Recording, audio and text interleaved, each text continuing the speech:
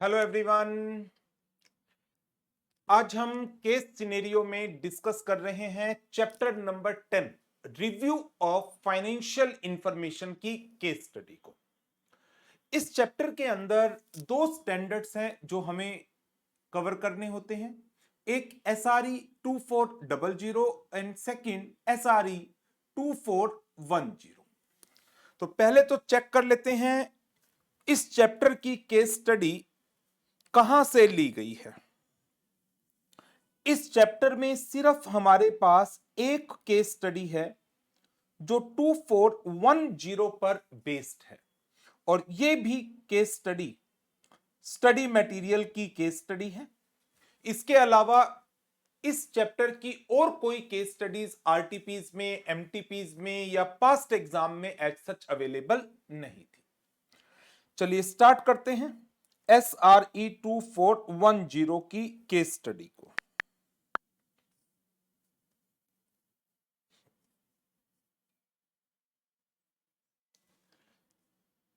पहले facts study कर लेते हैं केस स्टडी के।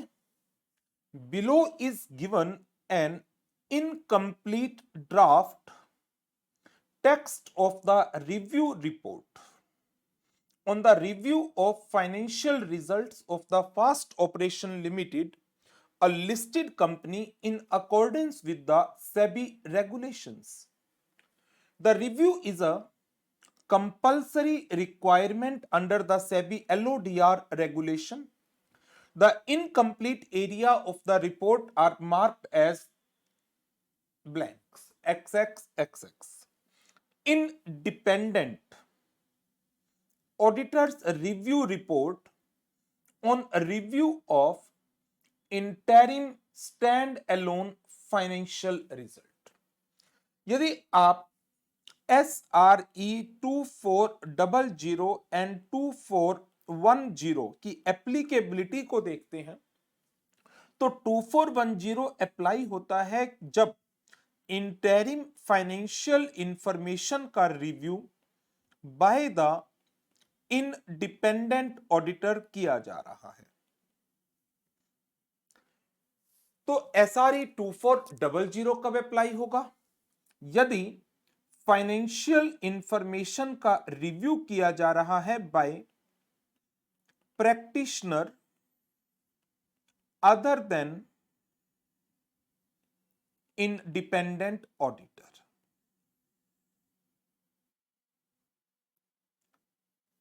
यदि एनुअल फाइनेंशियल इंफॉर्मेशन का रिव्यू इंडिपेंडेंट ऑडिटर को दिया जाता है then SRE 2410 as adapted will be applicable।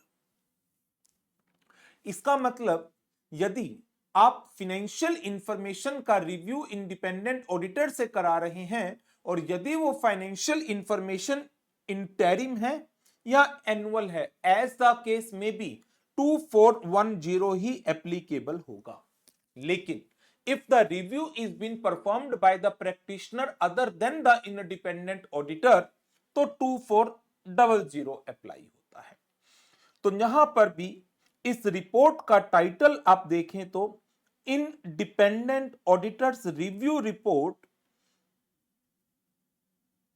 On the review of interim stand alone financial results. 2 addressee आ गया। एड्रेसी कौन होगा? यहां पर लिस्टेड कंपनीज का केस है, board of directors of the company. Review report shareholders को, members of the companies को इशू नहीं होती, रादर बोर्ड ऑफ डायरेक्टर्स को इशू होती है।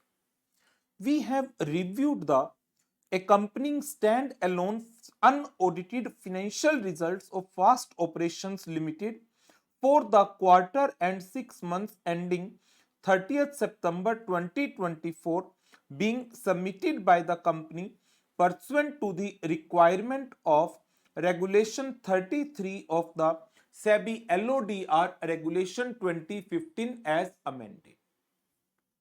This statement is the responsibility of the company management and approved by the company's board of directors, prepared in accordance with the recognition and measurement principles laid down in Ind AS 34 interim financial reporting prescribed under section 133 of Companies Act 2013. Read with the relevant rules issued there under and other accounting principles generally accepted in India. Our responsibility, हमारी जिम्मेदारी क्या है इस review के relation में, is to express an opinion, नहीं, express a conclusion based on the limited procedures जो हमने परफॉर्म्ड किए हैं. We conducted our review of the statement in accordance with the standard blank है 2410 issued by the ICAI. A review of interim financial information consists of making inquiries primarily of the company's personnel responsible for the financial and the accounting matter and applying analytical and other review procedure. A review is substantially less in scope than the audit. Audit से कम scope होता है इसका. Based on our review conducted as stated in paragraph 3 above, यहां पर conclusion आ जाता है जिसकी language क्या आती है, nothing has came to our attention that cause us to believe that these financial statements are not disclosing the, इस तरीके से आप पूरे के पूरे कंक्लूजन को ड्राफ्ट कर लेते हैं. Using your knowledge, answer the following question to complete the draft text of the review report. बहुत अच्छी केस स्टडी है और प्रैक्टिकल नॉलेज आपको इस केस स्टडी से मिलेगी यदि इस केस स्टडी के क्वेश्चन को प्रॉपर तरीके से आप स्टडी करते हैं from the descriptive point of view, from the conceptual point of view, instead कि सिर्फ एक ऑप्शन सिलेक्ट करनी हो. ऑप्शन सिलेक्ट करने की तरह से इस केस स्टडी के क्वेश्चंस को मत पढ़िएगा. कॉन्सेप्चुअल क्लैरिटी के को ध्यान में रखिए और इनके क्वेश्चंस को पढ़िए. The name of addressee is missing from the draft review report. Identify the most appropriate option. Board of Directors. Board of Directors. Under para 2 of the case study, choose the most appropriate sentence beginning with our responsibility is to express a conclusion on the statement based upon the procedures performed by us या based on the review. Our responsibility is to express an opinion. Our responsibility is to express a conclusion based on the our review. Our responsibility is to provide a reasonable assurance. No, assurance तो हम लेते हैं, हम देते नहीं हैं, हम reasonable assurance लेते हैं अपने लिए और वो भी ऑडिट में. Our responsibility is to express a compliance statement. No. तो इसका आंसर, our responsibility is to express a conclusion on the statement based on our review. Next, given the description of case study, which of the following engagement standard is most appropriate to be stated in para 3? SRE 2410. Review of interim financial information performed by the independent auditor of the entity. Which of the following statement is most appropriate to be inserted in the sentence beginning with a review is substantially less in scope than the audit?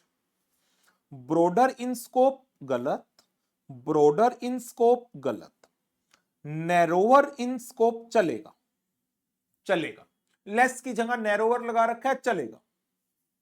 Then an audit conducted in accordance with the standards on auditing specified under section 143 subsection 10 of the Companies Act 2013 and consequently does not enable us to obtain the assurance that we would become aware of all the significant matter that might be identified in our audit review। यहां गलत हो गया, यहां गलत हो गया। तो ये लाइन क्या कह रही है, देखो, रिव्यू जो है ऑडिट से कम स्कोप रखता है।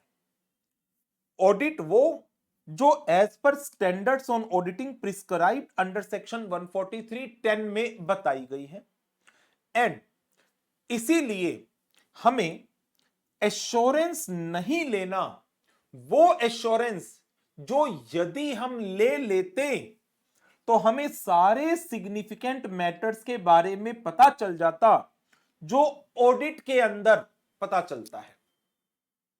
रिव्यू में तो हम सारे procedures, detailed procedures, standard on auditing apply ही नहीं करते। हम रिव्यू परफॉर्म करते हैं based upon the inquiries and the analytical procedure. हमारा जो लेवल ऑफ एश्योरेंस होता है वो एक मॉडरेट एश्योरेंस होता है, जिसके बेस पर जो कंक्लूजन ड्रॉ किया जाता है वो ही हम अपनी रिपोर्ट के अंदर एक्सप्रेस करते हैं, ओपिनियन पर नहीं जाते। तो इस पॉइंट में यहां पर वर्ड गलत हो गया रिव्यू का।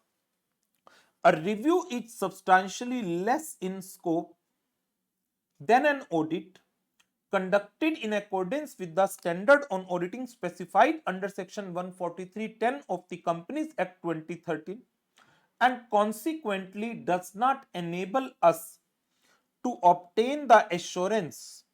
कौन सा एश्योरेंस? रीजनेबल एश्योरेंस हम नहीं ले पा रहे, that we would become aware of all the significant matter that might be identified in an audit। तो वो एश्योरेंस जो ऑडिट के अंदर लिया जा सकता था, जिसके बेस पर ऑल सिग्निफिकेंट मैटर्स को आइडेंटिफाई किया जा सकता था, वो हम नहीं कर पाए, एंड हेंस हम ऑडिट ओपिनियन एक्सप्रेस नहीं कर पा रहे। तो ये लाइन बहुत कॉन्सेप्ट वाइज, ये लाइन बहुत इंपॉर्टेंट है।